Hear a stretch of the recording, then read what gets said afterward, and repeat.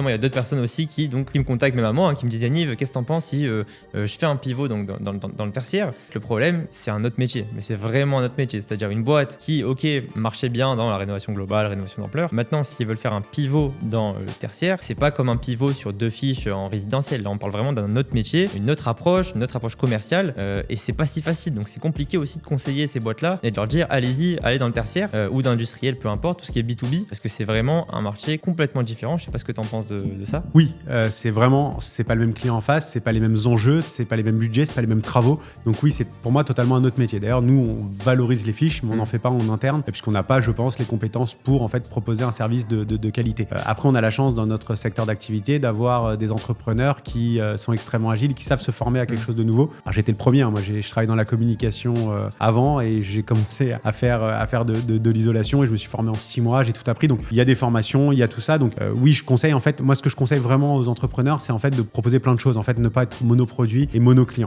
avoir en fait différents secteurs d'activité et pour cela en fait continuer à se former, continuer à apprendre et on y arrive.